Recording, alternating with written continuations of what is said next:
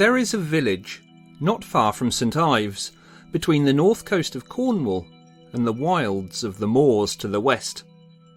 This village is called Zennor, and its medieval church is home to a very unusual carving, more reminiscent of local folklore than of Christian iconography. Carved into the end of one of the benches is the figure of a woman. She has long hair, and holds in her hands a mirror and a comb, as people of her type often do. Her type, as can be seen from the long tail to the bottom of the carving, is a mermaid. This is a representation of the mermaid of Zennor. The local lore tells that this is the lady, if indeed she was a lady, who was responsible for the disappearance of one Matthew Trewella, a young local resident who was said to be Zennor's best singer. The lady appeared in the area from nowhere and would attend the church on a Sunday from time to time. She was always well dressed and very attractive, and so, naturally, became the focus of many people's attention. Matthew Trewella decided that he would try to discover more about who the mysterious woman was, and so he took it upon himself to follow her after the service one day.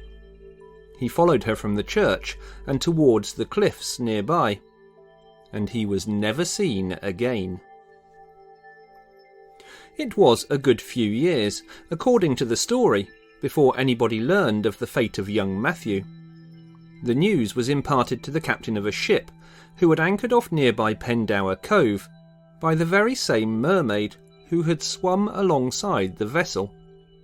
She told the captain that her name was Morveran, and that she was one of the daughters of Lyre, the king of the ocean. She told the captain that she wanted to get back home to her children, and to her husband, Matthew, but that she couldn't, because the anchor he had dropped was blocking the entrance to her house. She therefore asked the captain if he would mind moving. Although Morveran had been perfectly pleasant and civil, and given no cause for alarm, the captain was aware of the stories of mermaids being unlucky, and so quickly headed out to sea. The bench end, it is said, was carved as a warning to young male churchgoers of the dangers of beautiful young women. As with many legendary stories, of course, there is more than one version of events. Another tale has Morveran being drawn to the church by Matthew's singing. Here she would sit listening to him, sitting at the back, inconspicuously disguised as a human. On one occasion Matthew and Morveran's eyes met, and they instantly fell in love. But this scared the mermaid. She ran for the sea with Matthew and several others on her heels, but tripped on her dress, affording the lad a glimpse of the end of her fish tail. Despite her protestations that she belonged in the water, Matthew followed her, insisting, "I will go with ye, for with ye is where I belong." He picked the mermaid up and ran with her into the sea, to never be seen again. But according to this legend, Matthew continued to sing from his new home in the water. If the conditions were good, then he would sing softly and high. But if Lyre was going to make the seas unfavourable, then his song would be deeper. By this means, the fishermen of the area would know when to go out on the water in pursuit of their catch, and when to stow their boats in port, and remain safely at home. I'm Mark Norman, folklore researcher and writer. Welcome to an aquatic episode of the Folklore Podcast.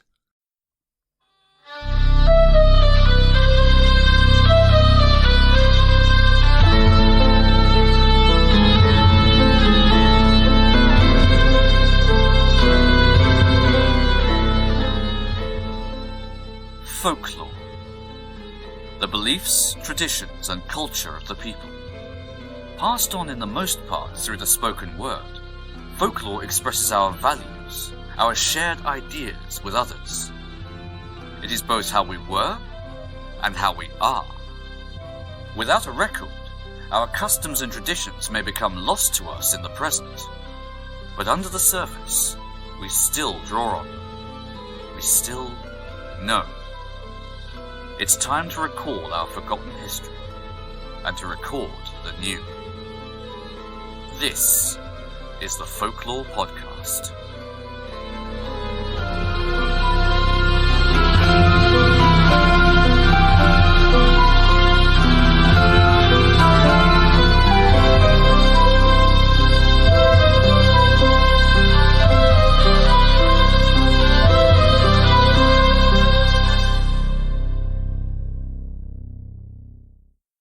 When we think of the mermaid, many of us would probably automatically bring to mind the cultural icon stereotype, popularised particularly by the Hollywood film or TV show.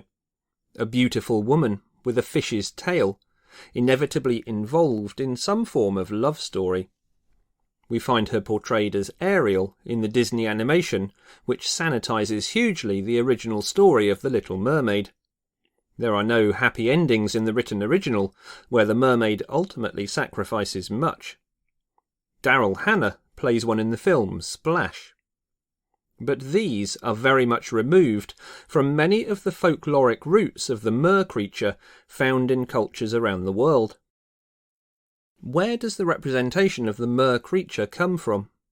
How is it represented differently around the world? And why, for example, as in the introduction, should it be shown as an icon in places of Christian worship? To find the beginnings of the mermaid, we need to go back to ancient Assyria, where we find the origin story starting to take shape around 1000 BC. The goddess Atargatis fell in love with a mortal man, a shepherd, whom she accidentally killed. With much regret for this event, Atargatis tried to punish herself by undergoing a transformation into a fish. But the tales tell that the ocean was not sufficient to conceal her divine beauty, with the result that she ended up being half woman and half fish. Rather than the accepted modern symbol of the mermaid as fish from the waist down, which has not always been the representation in all cultures. The earliest representations of Atargatis, in fact, show her as predominantly fish, but bearing a human head and arm. At least some of the attributes of the traditional mermaid motif also probably take their roots from the Sirens of Greek mythology. Traditionally, the Sirens are a race of creatures who use their beautiful singing to lure unwary sailors to sail close, whereupon their ships are wrecked on the rocks that the Sirens inhabit. This idea of the beautiful singing voice is found in many stories of mermaids also. In an interesting reversal of this attribute, the story of the mermaid of Zennor earlier has the human as the singer, with the mermaid becoming entranced instead by the voice. The fact remains, however, that the singing is important. Mermaid stories may often be found linked with shipwrecks too, deriving from the siren, and also with other seaborne dangers such as drowning or bad storms. They have traditionally strong links with weather lore, and in fact, there is a tale of Alexander the Great's sister being turned into a mermaid, and in this form, asking sailors whether her brother was still alive or not. The correct answer to this question would bring them fair weather, but answer incorrectly, and they would suffer storms and bad conditions. Sailors were very aware of these attributes, and mermaids presented a real threat through maritime superstitions in earlier times. Certainly within British folklore traditions, the mermaid is usually seen as an ill omen of some kind. For example, there are fragmentary reports found around the area of Cromarty in Scotland, which refer to a mermaid that was believed to live in the area and swim to shore, where she would sit and braid her golden hair and defy men to befriend her. It was said that to any who did, she would grant 3 wishes, and indeed one man named John Reed was said to have met his beloved through this means. However, the mermaid in this piece of lore would only use her powers for good through compulsion from those gaining wishes. Otherwise, the sight of her may well presage ill or evil. Folklore of the area says that after she was sighted washing bloody clothes in the water of the loch one day, the church roof subsequently collapsed, killing many people who were inside at the time. If you listen to the Folklore Podcast regularly, you will by now be starting to recognise where we find common themes across many folkloric tales. We may call these motifs. Remember that folklore is often about symbolism, a type of language which must be decoded like any other in order to find its meaning. We can see that here. A church roof in this story collapses and kills worshippers. In the case of the Black Dog of Bungay, which we have covered in Season 1 with an episode on ghostly dog apparitions, we find a demonic black dog attacking the church and killing parishioners. The symbols are different, the mermaid and the dog, but the outcome is the same: disaster in a religious place. We might therefore understand that the supernatural is being used to explain how such a tragedy may befall people in a house of God. Folklore is full of commonalities across time, geography and culture. It is part of what makes it such a rich and fascinating subject. Consider the idea of the 3 wishes granted in the story from Cromarty. We find that in other cultures' lore and tales too, such as with the genie.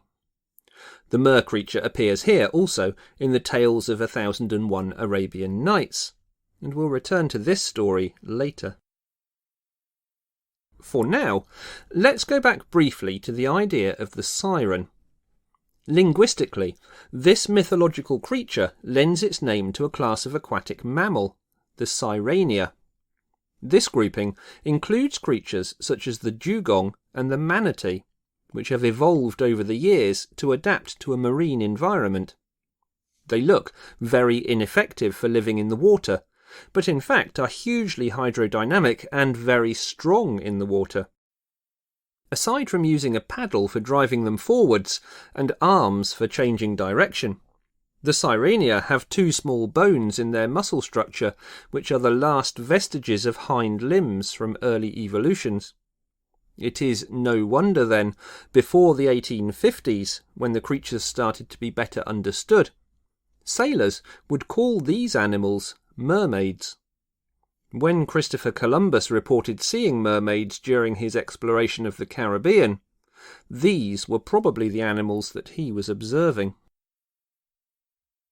In much of Africa, and in other areas where African peoples ended up settling for various reasons, such as parts of the Americas, we find the deity Mamiwata venerated. Mamiwata, whose name and its traditional spelling comes from the Pidgin English for mummy water, is a water spirit who is often depicted as a type of mer-creature, usually in mermaid form, although sometimes as a male.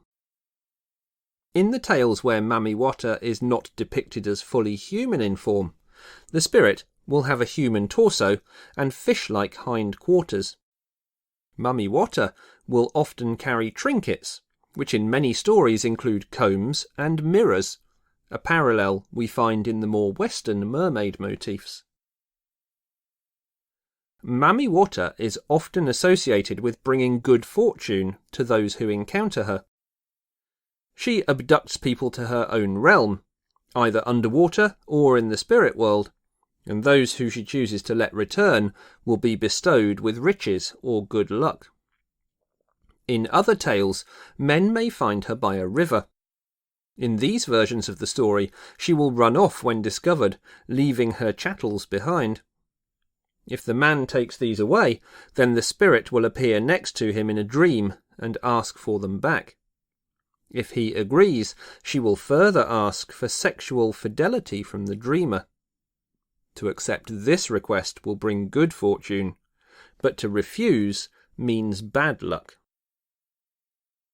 A freshwater equivalent to Mamiwata in many ways is that of Melusine or Melusina, who is a water spirit in some European folklore.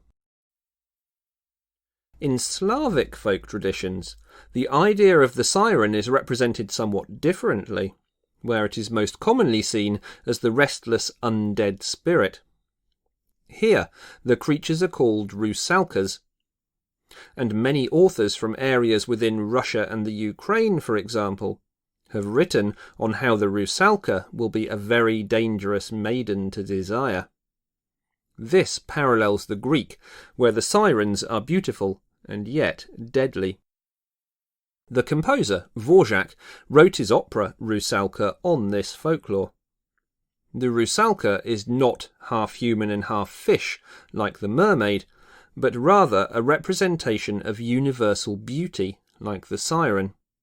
She may be freed if her death is avenged, but usually she lures men to their deaths.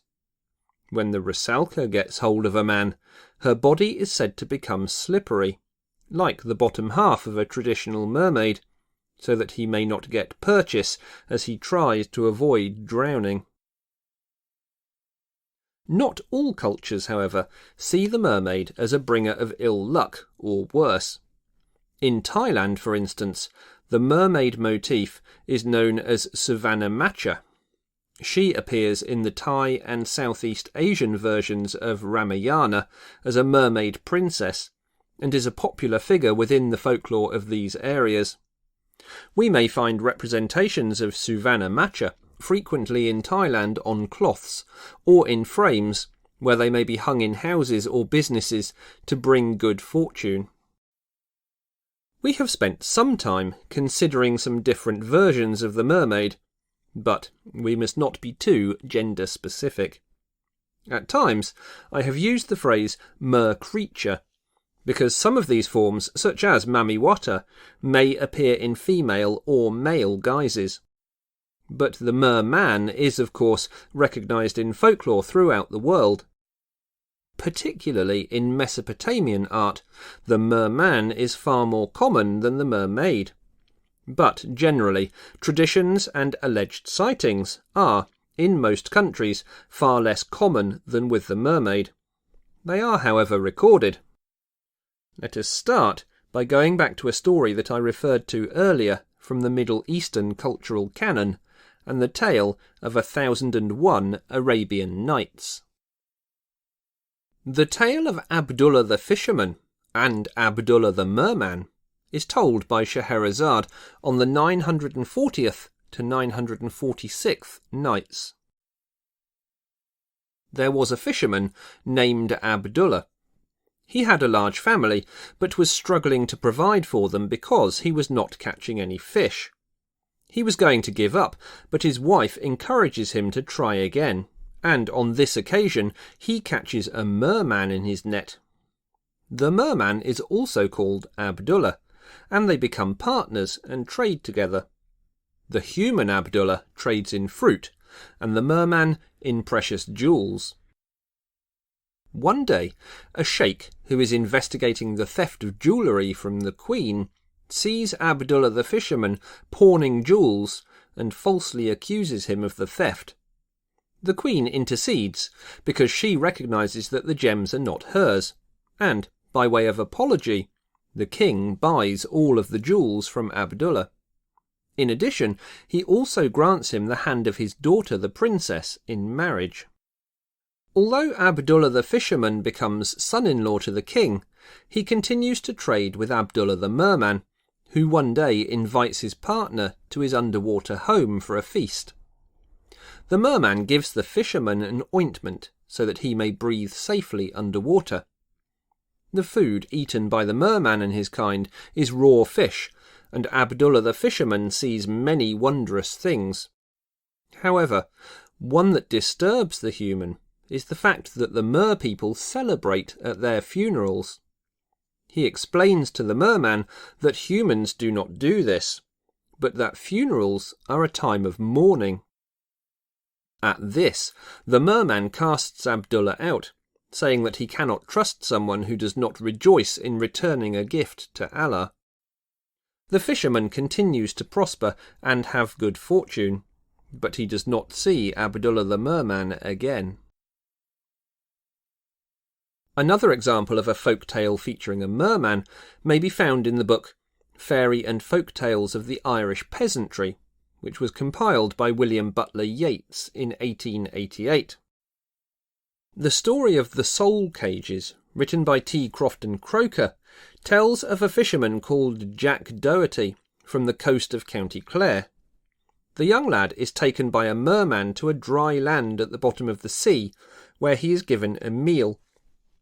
The merman explains that he traps the souls of drowned sailors in lobster pots, which he sets when he knows that a storm is due. Jack and the merman strike up a friendship which lasts for many years, and during this time Jack secretly visits the merman's home to release the souls of the sailors and send them on their way. The tale ends with Jack calling on the merman to find him gone, with no explanation being provided. If you trace the roots of this tale back, you find that ultimately it is a work of fiction which has been adapted from German folk tales. Of course, nothing in folklore, as we have learned many times, is clear-cut, and there are in fact similar tales in other parts of Ireland which are relevant to the area. What these tales do tell us about the merrow, the term by which mermaids and mermen are known in Ireland, is that whereas the women are beautiful, the mermen are ugly and monstrous. As with the tale of the mermaid of Zennor, with which this examination first started, we therefore find stories of interbreeding between mermaids and human males, because mermen are not a good catch. We may here have the explanation for why we are finding examples of the mermaid as an icon in Christian churches and the like. The earliest example of a mermaid in an English church may be that found in the Norman chapel at Durham Castle. Another good example is found on a misericord in Carlisle Cathedral. This carving has long since lost one arm, with the traditional comb held in the hand, but the other hand does still hold a mirror. This particular example dates from the early 1400s. When we consider the common use of folk tales as education, and especially in Christianized forms as morality tales, it might be the case that these church examples on bench ends and bosses and the like are designed to serve as warnings against the dangers of desiring beautiful women. Artistic interpretations of mermaid lore are, of course, not just restricted to churches.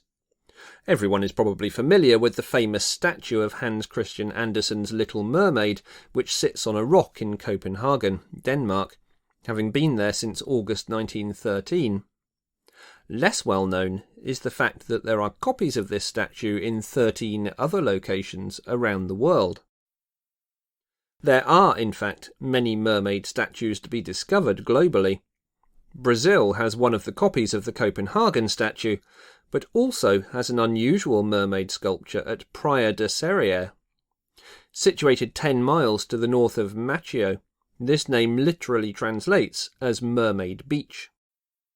The large statue is mounted on a reef out from the shore, which at some times of the day is completely submerged, although at other times it can be accessed by foot. A much older wooden statue may be found just a few miles to the south of this beach. Although no evidence exists for the mermaid outside of the sphere of folklore, sightings are recorded at many points throughout history, and these continue right up to the present day. In 2012, workers on a reservoir in Zimbabwe refused to work because they claimed that they were chased away from the site by a mermaid. This was not the only site where these claims were reported, and mermaid attacks were not confined to these workers in that country. Mermaid belief is still very strong in this area, and other news stories report of people being attacked, assaulted, or even killed by assailants described as mermaids. Culturally, of course, this may be a motif that is being ascribed to something, or someone, but it is a matter of all seriousness, in the same way that witchcraft allegations against children in some African townships are a very serious concern.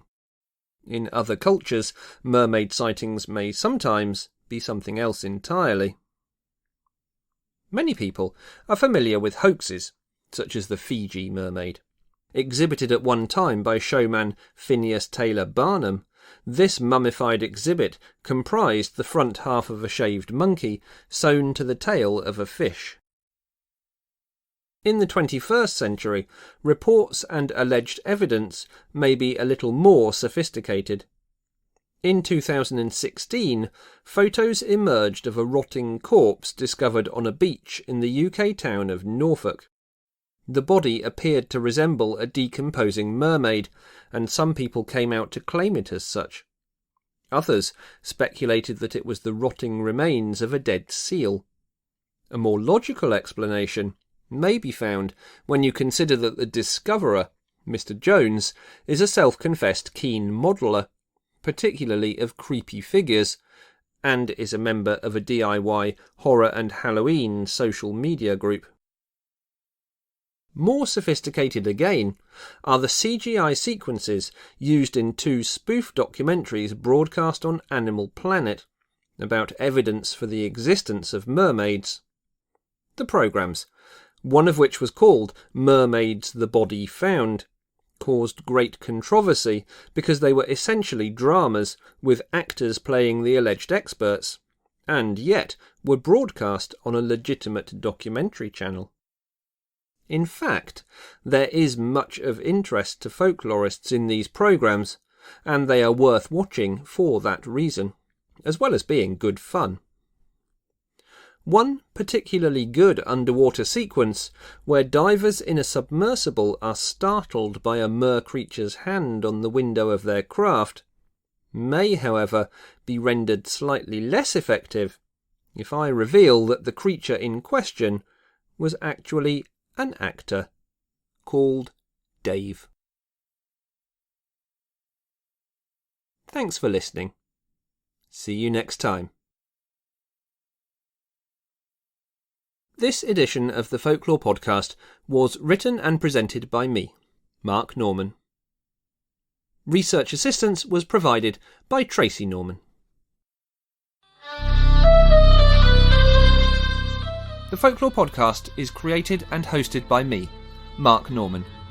Find out more about my writing and research at www.facebook.com/MarkNormanFolklore. The Folklore Podcast art director is Melissa Martell. Find her work at www.mdmcreate.com. The Folklore Podcast will always be free to listen to, but it is an enormous amount of work to research, create, record and write 2 of these episodes every month. And so we have created a simple way in which you can help to support the ongoing life of the Folklore Podcast. Please visit our website at www.thefolklorepodcast.com and click on support. There are various ways that you can help, and they don't all involve giving us money. Even just leaving a simple review on iTunes or other podcast apps helps to grow our audience. So please do visit and take a moment to help us to keep going. Thank you for listening. The Folklore Podcast theme music is written and performed by Gurdy Bird.